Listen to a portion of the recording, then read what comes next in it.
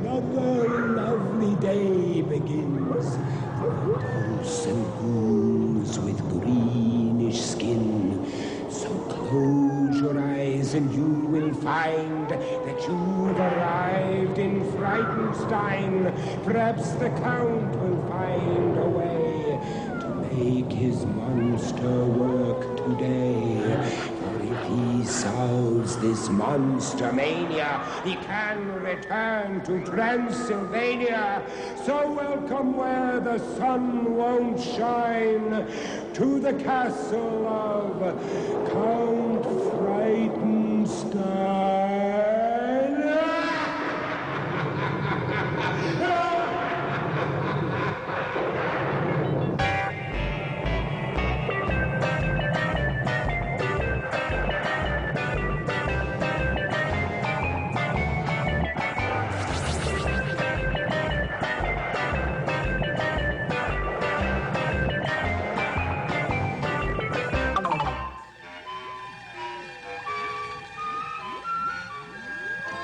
My beautiful little devils.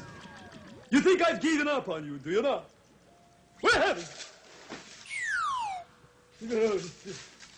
Not even a double helps you. Transylvania, here I come, right back where Igor! The bass drum is here. What were you doing? You're late again. Explain yourself. I am sorry, master, but I was outside trying on my new wig. Well, we will not talk of these matters now. For I have a good idea, master. that will be new. Shouldn't we raise the flag of Transylvania, maybe, and do the pledge? No. No, Igor. I have a better idea. Yes, master? Let us raise the flag of Transylvania and sing our national anthem. Yes, master.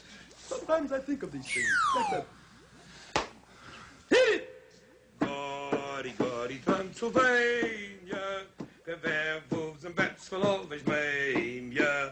The murky moor will likely claim ya. His feet go stumbling.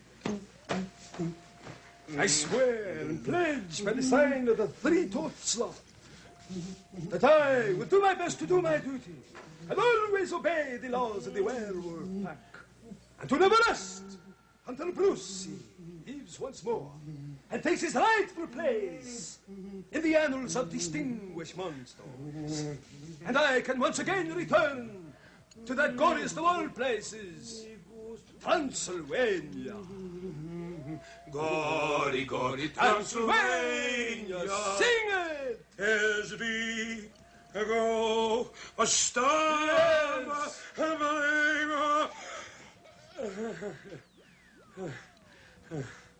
through. Aye, master.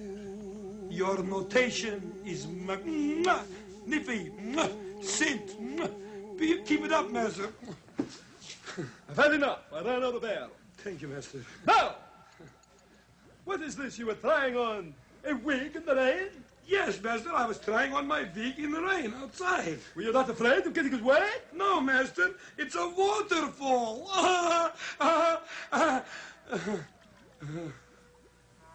Split.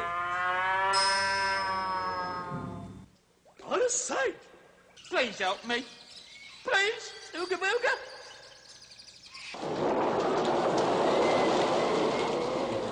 Oh, I asked the old professor, please, just what are the attractions of laboring in a lab all day on chemical reactions? He said I'd never understand the scientific mind. His motto was, you'll never know until you seek and find. He said the best part of it all was that he had no notions of what to do, so never knew if there would be explosion.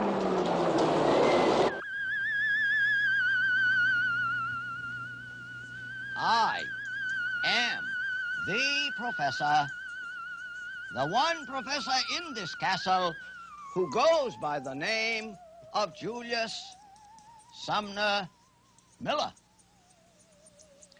and my business is physics. And are we not agreed that these matters are enchanting for the spirit, curious for the mind, exciting to contemplate? Let us now go to the ball on the string. And would you believe it? It is good for 6 one-hour lectures, but I shall dispose of it in a rather superficial way. Ball on a string. I need to make clear the following.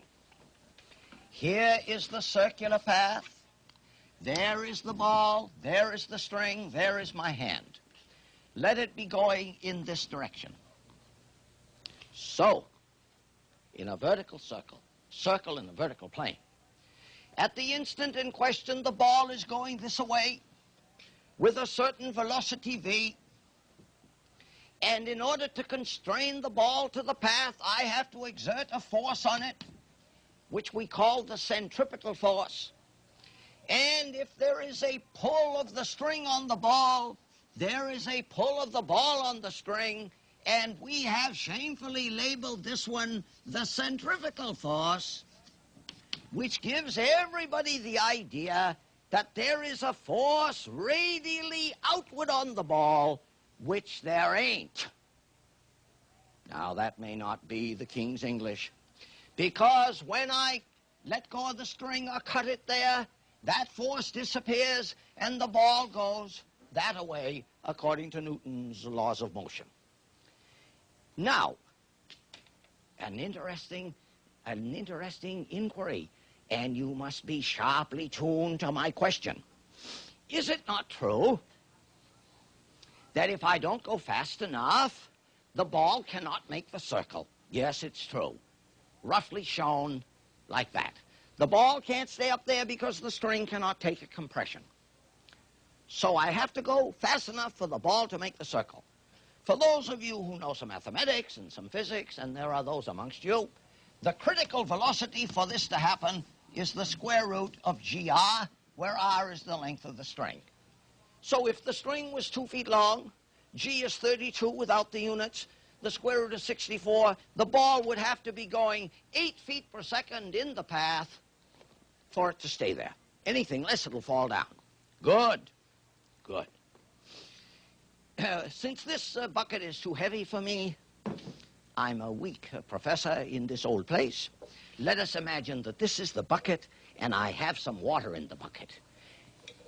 So I say, do you see that I have some water in the bucket? And people say, there is no water in the bucket. Oh, you trouble me. I say there is water in the bucket. And for this purpose, we need imagination. How many see that I now have water in the bucket? All of you. Indeed, it is so. So there's water in the bucket, and there's a string connected to the handle of the bucket, and now, here I am, Mama. Look how big and strong I am, even at my old age. And obviously, if I don't go fast enough at the top, the water will fall out of the bucket. Are you not all agreed with that? Sure you are. And those of you who agreed with that are wrong. You say you are wrong. Why are you wrong? Because the bucket will fall with the same acceleration as the water in it, and the water will not fall out of the bucket. And now you can rest with your sick judgment earlier made. How many of you see that the water does not fall out of the bucket? It does not. It does not. And that is a beautiful little dilemma. So remember, the case of a ball on a string leads to an apparent paradox to which many fall victim. Many fall victim. In another program, I will show you another one bearing on this matter, so beware, beware. I shall come again. Paulie is a cracker. Excuse me, miss, but you dropped your hanky.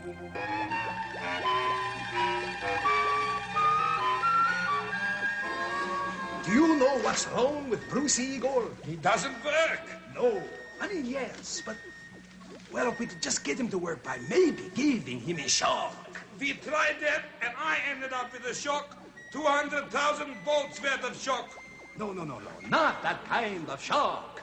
What I'm talking about is the kind when you have the hiccups. You know, you go boom, and we scare him into getting up. Oh, we can only try. I'll go around that way and I'll try, Master. Do that, Igor. Hello, Bruce. Ah! No good, Master. He's too used to having me around, Master. Never fear, for the Count is here. What's back, Master?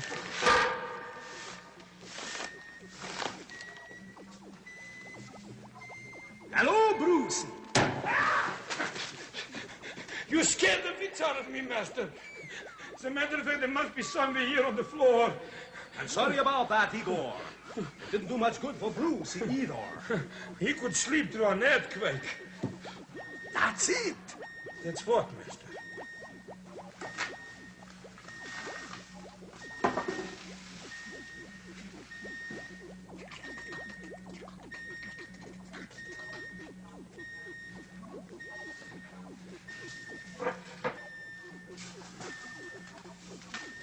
Earthquake! Evacuate the castle! Run for your life! Earthquake!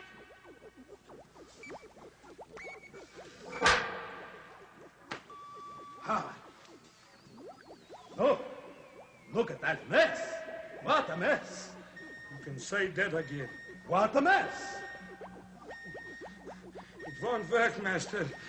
We've tried everything. Not yet, Igor. We will go and hide. Then we will sneak up on him. And we will give him the scariest scare at the same time. It won't work, Master. I'll try. Of course you'll try. The Count says so.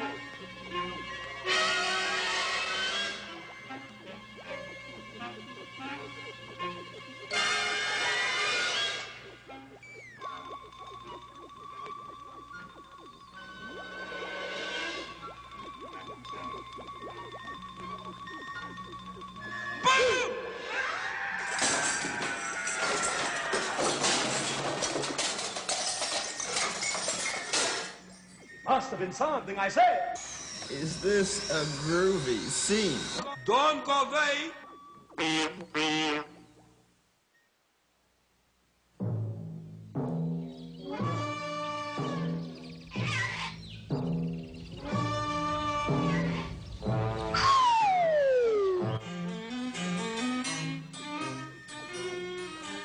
All right, Igor, what do you think of my new invention, eh? I think it's terrific, Master. What is it? See if you can guess. I think it's for swimming in the moat. Like these little shiny things light up at night and a speedboat couldn't knock you over. No, you're wrong, Igor, but nice try anyway. I know what. Here's the second half of the invention. Now can you figure out what it is? Sure, Master. What is it? I give up. I thought you would give up. Don't you understand what I have invented?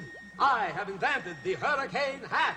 I will explain its function to you. A hurricane hat? That is correct. Firstly, you see, now we put on this particular hat that has very powerful magnets on it. All right? Try that.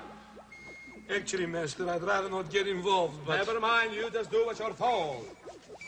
That's good, very good. Now, understand, here, in the rim of the hat, are corresponding magnets, you see? Yes. That will cling on to here. And then we will take the wire and hook it up to the machine. Do you understand? That there isn't a wind and a possible hurricane that could ever blow this hat off your head. I understand, Master. There. Very good. Now, But, Master, there isn't a hurricane. well, we'll pretend. Oh, I'll pretend. Oh. Master, the wind is so strong, I think I'll just go to the kitchen for a peanut butter and marshmallow sandwich. Come back here, Igor. Come back here. Now, we are going to try this out to prove my theory. Now, I will hook up the wires here. Are you ready? Are you sure it's safe, Master? Of course, it's always safe. The Count did it, didn't he? All right, now I start the press. The start button.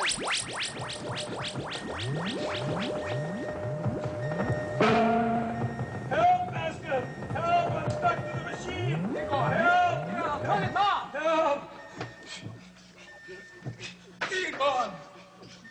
Igor, look what you've done.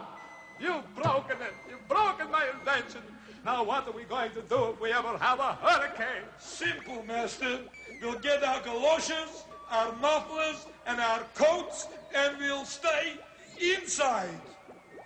Well, maybe that's not a bad idea.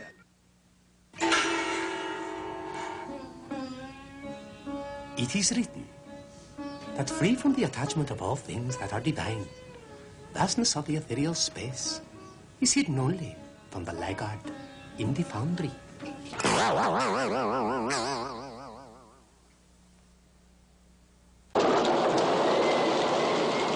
Griselda went to hospital, but not because she was sick.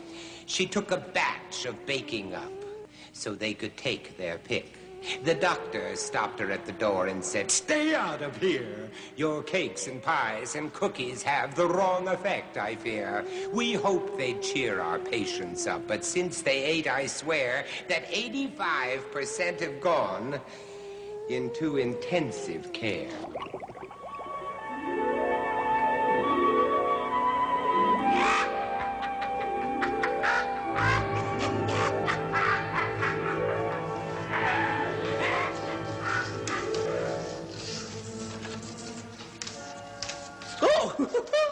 Hi, I'm Grisella, the beautiful and talented. I love to climb an apple tree, because apples are so good for me. I like to climb an apple tree. It's foolish, but it's fun. Come on in. Woo! Into Happiness Street. Oh, we're going to have so much fun today, because we have a recipe that you're just going to love. And we call it Victor Violent from Vancouver, a very vivacious veterinarian and violent vegetarian. Whew, didn't you know that? Now, I'll check my recipe book. Yes, I've got it. All the ingredients are here. Now, the first thing we're going to use, quite naturally, is Bangkok Banquet Hall. Now, we'll just put... There, that's better. Oh, they got stuck together. Oh, they're very reminiscent of jelly beans. Now, we stir them around. They're so colorful. Now, naturally, a little suntan lotion. There we go. And what else have we got here? Let's see. Oh, yes, of course. Dream dye sauce. Wonderful, wonderful. Now, a little dream dye sauce there. Oh, there you are. I love that little brute. There we go. Now, isn't that fantastic? Melina McCool, eat your heart out. And now, here we go for the last ingredient. Now, we're going by Polly. Whoa, hey, Polly has another little message. Polly, put the kettle on, kettle on, kettle on. Polly, put the... Well, why don't you do something, you silly, naughty bird? You never do a thing to help. Hi-ho, sliver. Get lost. And now, as you well know, that mixing anything like this for a vegetarian, we naturally have to use something that a vegetarian would use. Now, in this particular case, I think we should use a can of Latvian lobster. Thrilling? Whew, too much. Come on. Here we go. Over to the cauldron. Hello there. Now, here we are with our Latvian lobster, and we're putting that in the cauldron, aren't we? Yes, we are. Here we go. Into the cauldron. Woo! That being done, we now go back to our little mixing bowl. Oh, it's looking just scrumptious. I think perhaps just a touch of Black Widow sauce. Good. Ooh, looking awfully good. Now we're going to the cauldron. Here we go to the cauldron.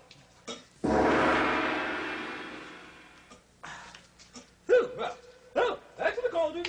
And all the goodies into the cauldron we go. That's it. Now. Cauldron, cauldron, toil and trouble. Cauldron boil and cauldron bubble. Tasters.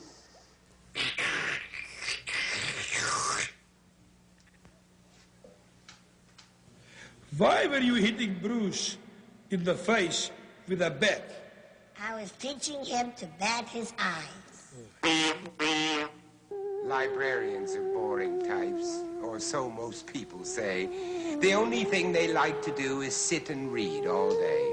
Librarians, they say, delight in giving nasty looks because it's common knowledge they're as stuffy as their books. But I know one whose secret fun he once confessed to me. He said, when everybody's gone, I like to watch TV.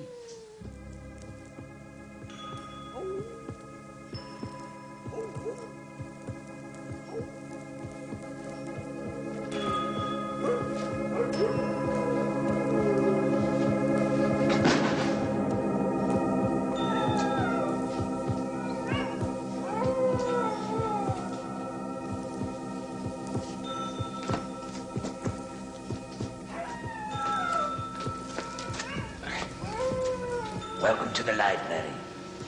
And I am the librarian. And I am here for a special purpose. To horrify you. And now let's see what our story is for today. Ah, yes. The lion and the hares. One day, all the animals were called together. There was to be a meeting, and many speeches were going to be made. A hare spoke first. That's a little rabbit. We hares have not been treated fairly, he said. Just because we are not as large as others. That is no reason why we shouldn't be treated as equals. We want justice. We demand our rights, and we mean to get them.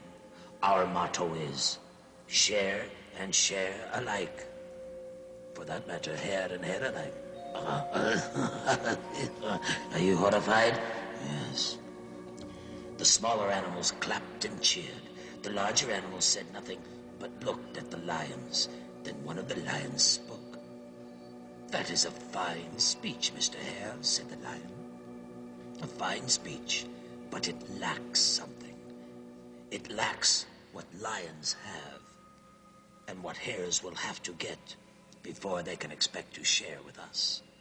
It lacks claws, long, sharp claws, and teeth, long, sharp teeth. And with a roar, he bared his savage teeth and put out his cruel, knife-like claws. The hare did not stop to argue, and he ran away. And the moral is, actions speak louder than words. Terrifying. But I grow weary now. The librarian says, goodbye. Goodbye.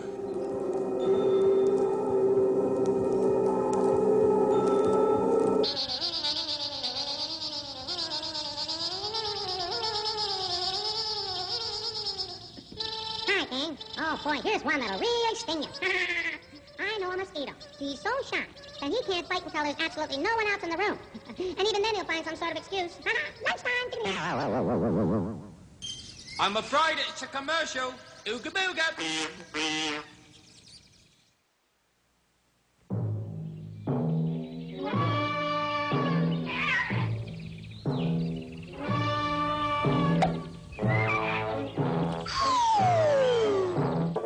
What's happened to beer service? Don't get up and you go. Answer the phone yourself. Grab one. There's all kinds of fun here. Hello? Oh, it's you, Uglik. You will have to speak in English, because I can't understand. Well there. Howdy, Igor. How are things? Just great, Uglik. How are things on Mars? Oh, still working in the Mars bars factory. Our production has slowed down considerably since we spilled the caramel on the floor. Well, it's sure great to hear from you. I haven't seen you in... Oh, gosh. It's been a long time, hasn't it? Oh, yeah. The last I saw you was during the War of the Worlds. That was a time I really got bugged. Are you feeling better now? Oh, yep. I am feeling fine. Good, good. Say, how's Orson Welles? As well as can be expected. Bit of joke. In fact, you knew he hit oil the other day. No kidding. How did he manage that? Oh, yeah, oil gushing all over the place. He drove into a service station. Hey, you know what we're getting? UFOs up here? No kidding. All that way up there. That's something. Unidentified flying objects. You got any idea of what they are? Why, sure we know what they are. They're UFOs. We have all over the place. Some are some kind of cigar-shaped. We smoke after a meal. Some are kind of saucer-shaped. Put a little milk in them. Oh, yeah. What about the people inside? They are lonely with sour cream. What kind were they? Were they Russian? Oh, no. They're just longhorn slew. You can catch them real easy. You just put your hand over them. Say, got you, you little devil.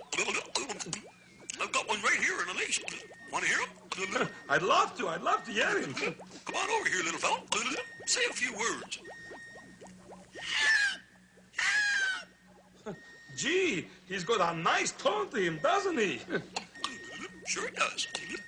And we really like him around here. Oh, he's full of spunk. Good fellow. Boy, he is practically one of the family.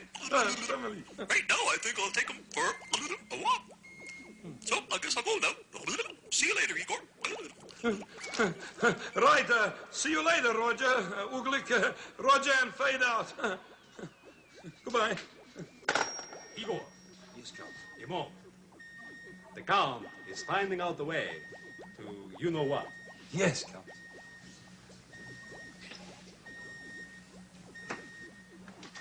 Before you do,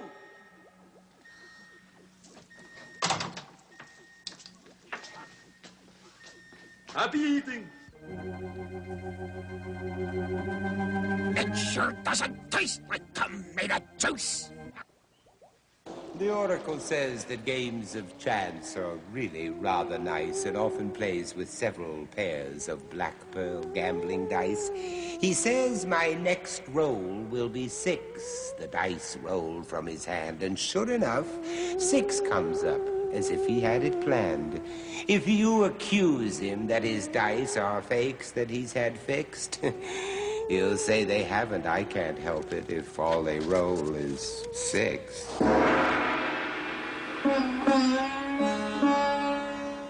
Swinging and welcome back to the Oracle. Oh, the greatest of them all. But really, I am not the Oracle. No, I am someone else. I am the Grand Wizard of all the Oracles. You've never seen me before.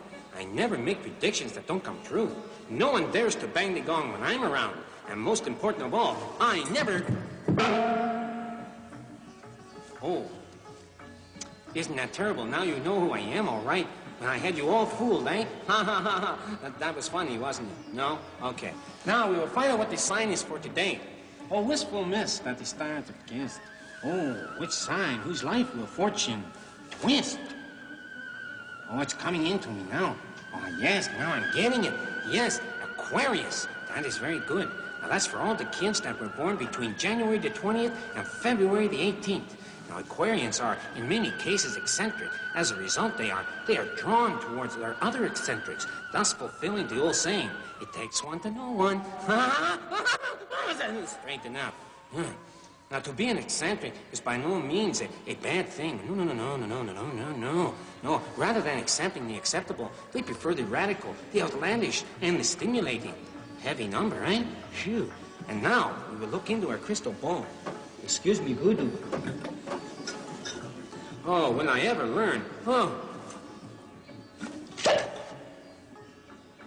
Boy, that surely makes a sound. Oh, magic crystal ball. Tell me now. Tell me. Oh. It's coming in now. Yes. This is the day to accomplish something.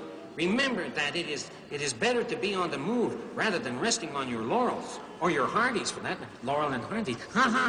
Never mind the humor. Now is the time to get to those things that you have been putting off for so long. Yes, if you've been putting off your homework and all of those things, you must not. You must get busy and get it done if you're going to pass into the next grade. Is that not so? Sure that is so. The Oracle says so. Groovy. Now, I am going to read one of the letters. I love to read it. Wrong number. No. I don't like these interruptions when I'm trying to... Now, it says here that if you got flu, oh, please excuse me. Dear Oracle, that's me. Is there anything to the superstition of carrying a rabbit's foot for good luck? Is there anything? Well, I'll tell you. It is said that the forepaw of the rabbit's foot brings good luck. Not necessarily to the rabbit, eh? And this is probably true, but the hind foot is another story. No one seems to know just what it does. Some say that it brings evil, while others say that it protects against all manners of harm. I wish they'd get together and get organized. I mean, let's get it together if we're going to. But when in doubt, leave it alone. What say you that, Voodoo? Your move, master.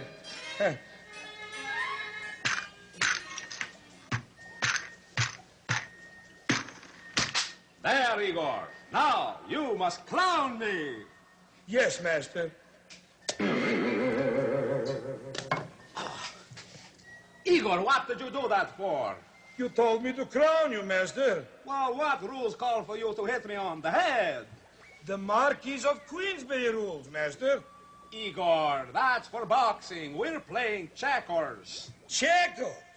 I thought we were playing chess. No wonder I'm losing. Igor, would you rather play chess? No, master, I don't know how. Will you explain yourself? First you say you're losing the checker game because you want to play chess. Now you tell me you don't know how to play chess. That's another reason why I'm losing. Igor, sometimes... Igor, see who that is? Yes, master.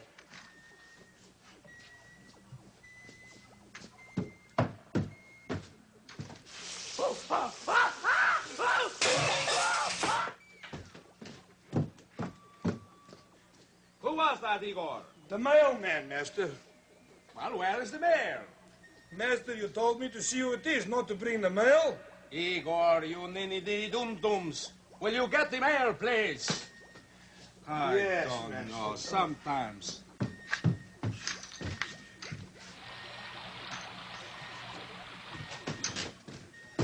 Here, I got it, master. Very good. Now, what is in the mail today? Well, master, it's the usual bills. We always get bills. And this one is for you, marked personal, master. Personal, good. Aha. Please. It's personal, it's for me.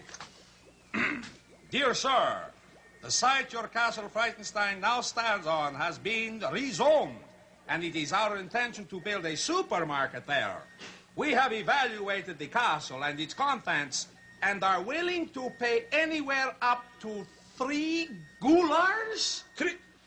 It's an insult, master. It's outrageous. We should get at least 3 gulars and 50 bahts. Master, are you going to answer this letter? No, I'm going to ignore it. Why should I bother? Right, master. What is it you have there? This is from the pharmacy, master.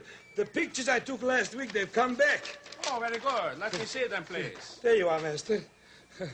Igor, you've ruined this one. No, I didn't, master. Why, master? Your thumb is in the lens. Yes, but I was taking a picture of my thumb, master. Oh, Igor, I don't know what I'm going to do with you. What's the... Now, what is this one, please? That's an airplane. I don't see any aeroplane here. It flew in behind a cloud. Igor, I warn you. Now, let me see what else we have. Oh, here is a picture of me, but... Wait a minute. There's something wrong here, Igor. Let me see, master. Remember, master, when I took this picture, you told me that if I took a picture of you, the lens would crack. Oh, but that was just a saying. Well, master, this time it came true. Hello, Igor. Dr. Peck there told me once about a zebra who decided he was getting bored and wished to leave the zoo. He took a can of whitewash and covered every mark, then waited for the sun to set and left when it got dark. He joined with some white horses who lived out on the plain, and everything was fine until the sunshine turned to rain. The rain washed all the paint away, revealing every stripe. The horses looked at him and said, "You're strictly not our type." "We thought you were a horse," they said, "but now you must leave us." They gave him 50 cents and sent him packing on the bus.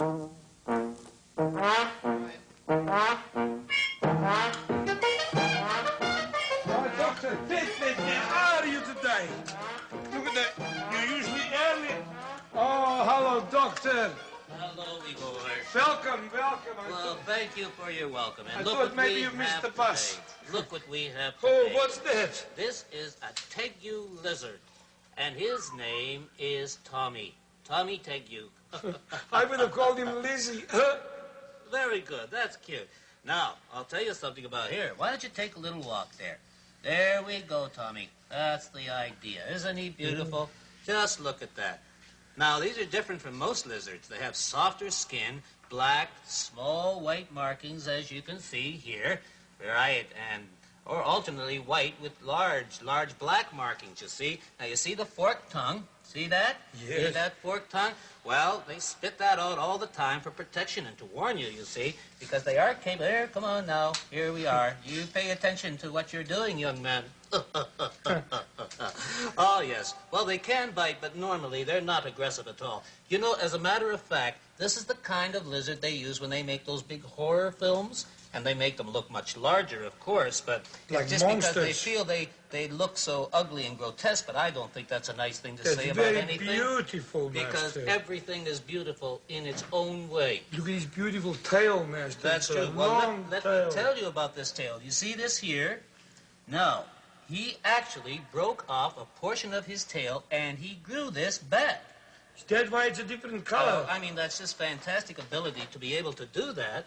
And it does come back, not quite as shiny and smooth as the rest of them, but he still has that tail. Where are you off to, Tommy? Maybe you could teach Brucey a thing or two. Well, I'm sure he could. Why not? Now, they attain a length of about 2 or 3 feet. But, of course, as you can see, this is just a little fellow. He's only about a foot. So he's got a way to go yet. Yeah, there you go. Well, they're off. He's off and running. He's got nice claws. Look at that. Isn't that fantastic? Yes, his claws are about the size of a dog's claw, you see. And they can climb trees and, they can just do a lot of things. Now, they have very aggressive-looking eyes, you see. You can really see how those eyes look so aggressive. But they're not really. They're actually lovely little pets. Igor, I want you to have Tommy. For me? For you, Igor. I'll just check with the old sloth. Check with the sloth. All right, if you Grumpy. must. There we go, Tommy. Take a little stroll and exercise yourself. Dear little fellow.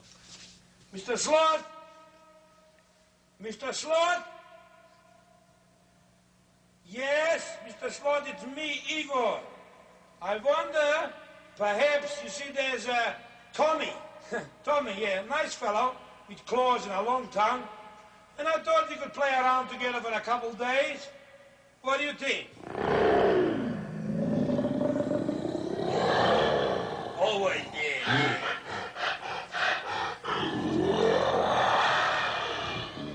Well, you know what he said? What did he say? He said, And I presume that means no. Exactly. As usual, that's what I thought. Well, don't worry, Igor. I have Tommy, lots it was of nice meeting you. Shake it. Oh, shake tails. All right, Tommy, off we go. Goodbye, Igor. Goodbye, Doc. Come tomorrow, Doctor. I'll be back. Bring us something nice. Bye-bye. They're all nice. Remember, Pets are friends. Bye. The larious H0use of Fr continues in a moment. Bwana Clyde Batty. Yes, Batty.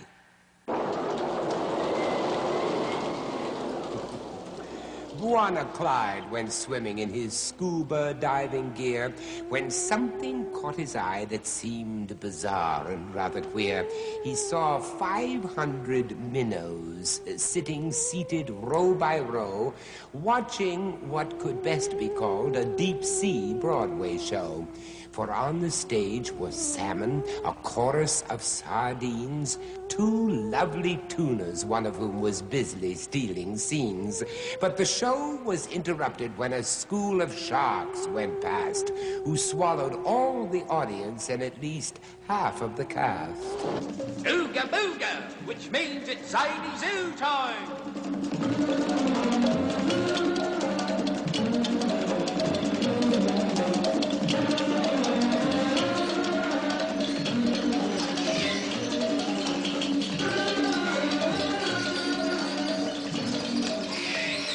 Oh, hello, and welcome to Zany Zoo. Your host and commentator, right here, Bwana Clyde Batty at your service and willing to show you the films that I have been fortunate enough to get. Now, I want to start off our day with a little call of the long-necked side-swinging sipper. Long-necked side-swinging sipper. And the call goes something like this.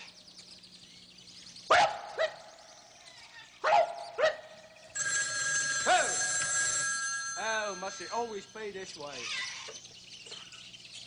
Hello? Oh.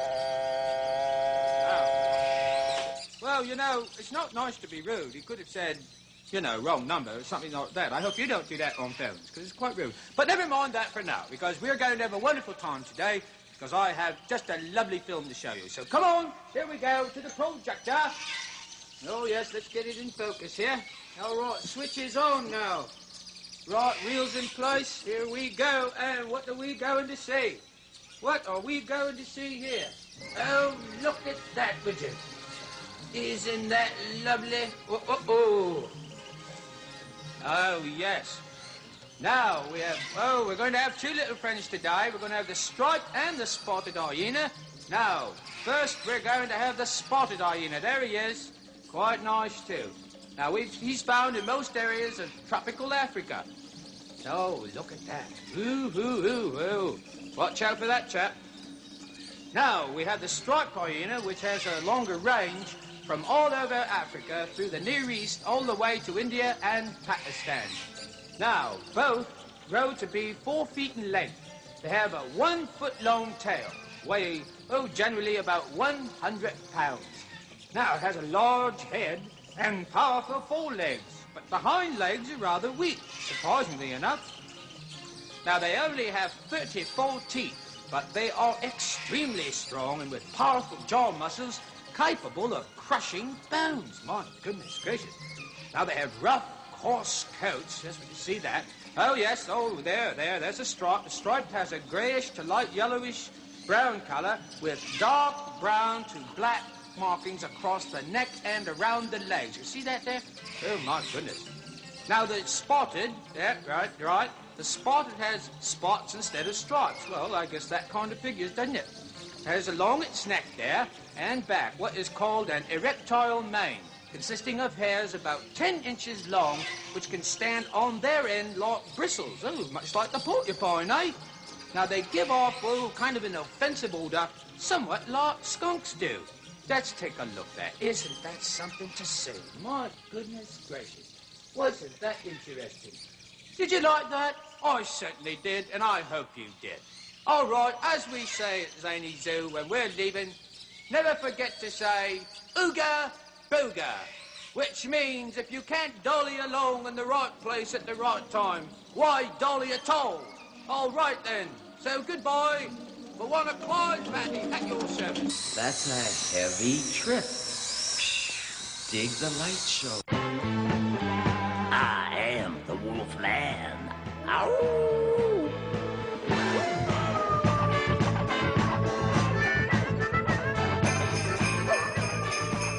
I am the Wolf Man. Extending greetings, salutations, boo papadoo, and how do you do? To all the refugees of the Frankenstone Fan Club, welcome to set number 1 of the Lost Souls session. Now I'm back with my groovy people, my people, you people. Now it's time to get to, you know what, one of our fine golden goodies, cause this is EECH, Radio Fantastic, yeah.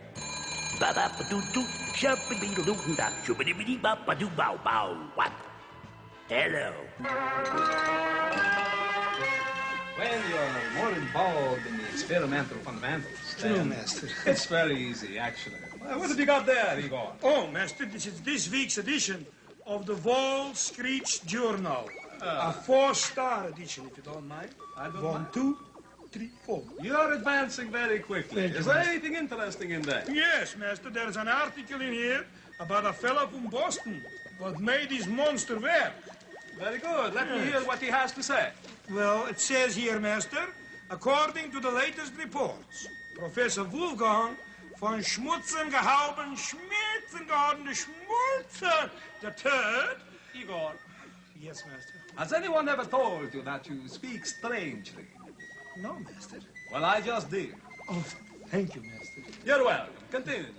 But he brought his monster to life by reactivating actively actual acceleration of all acute and a couple of cutal accelerators. And how did it end? And they all lived happily ever afterwards. These beginners.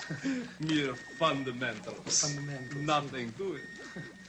But with me, with the Count, that he spent all of his years concentrating, experimenting with the most scientific technology known to man, who has been able to achieve a system that is irreproachable by anyone, even using variable vane torque converters for extra takeoff and passing power. I have developed a system that is foolproof. Master, I'm not familiar with it. What is it? I will show it to you, Igor. Brucey! Will you give me a break? Please, I ask you. I ask you, please. Brucey!